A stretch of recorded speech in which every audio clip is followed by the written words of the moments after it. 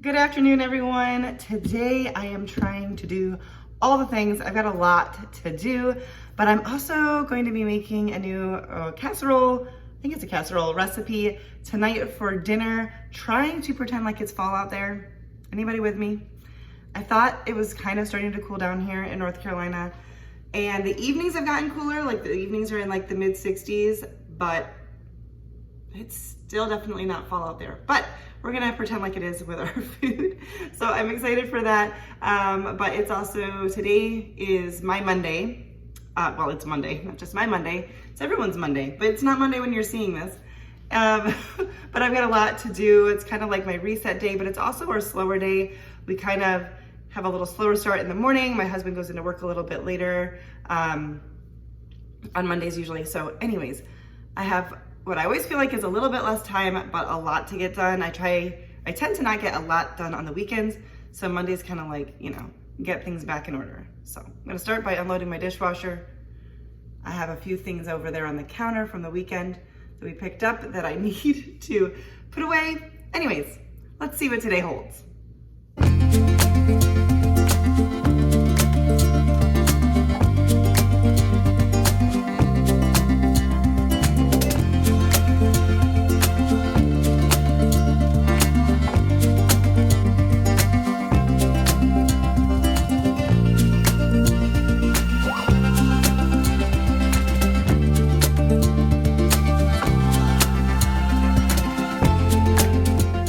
Anyone else notice something that doesn't make sense here with my decorations? You see, I've got fall stuff, but I forgot about my patriotic stuff on my utensil crock. It's a window cling, I can just pull it off, but totally missed that when I was doing my fall decorating.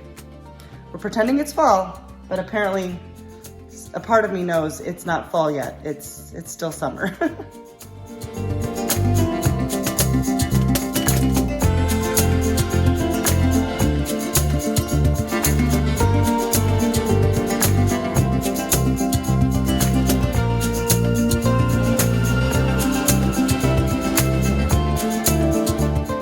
All right, so I've been busy doing a bunch of housework and laundry and all the things. I was gonna say taking a break. I'm gonna have some iced chai tea latte, but I'm gonna work on some DIYs for my other channel, and then probably sometime after that, we'll be working on dinner.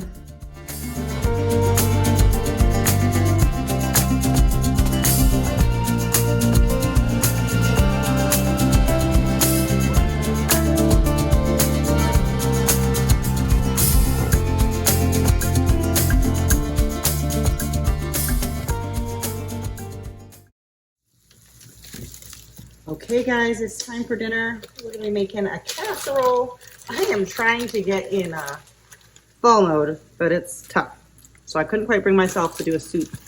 So we're gonna do a casserole. I got 1 pound of ground beef and some onions that I previously just diced up and froze. So we're just gonna add those in and cook that up.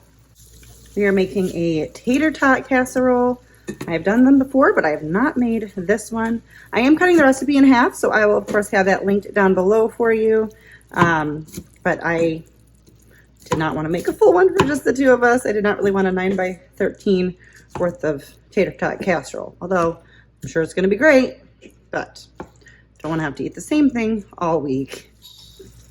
Gonna add in some minced garlic and let the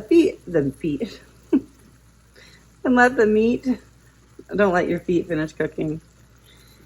Oh my goodness. If you're new here, welcome to Tongue-Tied Leanne. Let the meat finish cooking, and then we will drain the grease and set this to the side. So you're adding the garlic towards the end of the meat and onions being done. Okay, now we are going to go ahead and make a cheese sauce. Just realized that I'd already turned the burner off, so we're going to turn that back on. Like I said, I am cutting this recipe in half. So I'm going to melt down 1 tablespoon of butter. I'm whisk in about 1 tablespoon of flour, and then let that cook for about a minute or so. feel like the burner is pretty hot because I just took the beef off, so I'm not going to let it cook that long because it's going to feel like it's gonna burn. It said you want it to be bubbly. It's already bubbly. So now I'm going to mix in some milk. I'm using almond milk just because that's what we use in this house. But you can use whatever. And I'm just going to whisk that and let that warm up. Making sure we whisk out any lumps. So just give that a second to warm up. Okay, and now I have about 4 ounces of cream cheese. I'm just gonna cut that up into cubes and add that in.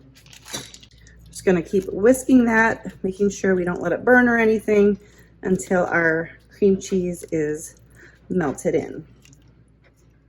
I already know it's gonna be good because I love cream cheese. All right, now we're gonna add in about 1/4 cup of shredded cheese.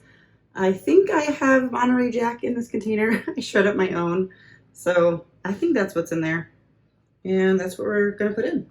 And once again, you're just going to mix until it is melted, and it's supposed to be a nice thick sauce, which it looks like it's gonna be. And nice and cheesy. All right, now we're going to put this all together. I'm using an 8x8 and I have greased that well. You're supposed to put half of your meat mixture down first. All right, now we're gonna put down about half of the cheese sauce on top of the meat mixture. This cheese sauce looks really good. It says in the recipe too that this is a good cheese sauce to just do like macaroni and cheese with. So just something to note. Maybe give it a try. It looks so good.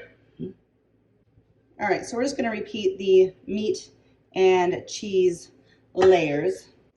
I imagine you could add a veggie in with this too, but I'm just gonna do a veggie on the side. Okay, now we're gonna top with some more shredded cheese. I mean, it seems like a good amount of cheese in the recipe, but I am not going to fight that. Sounds good to me. Now we're gonna top with some tater tots.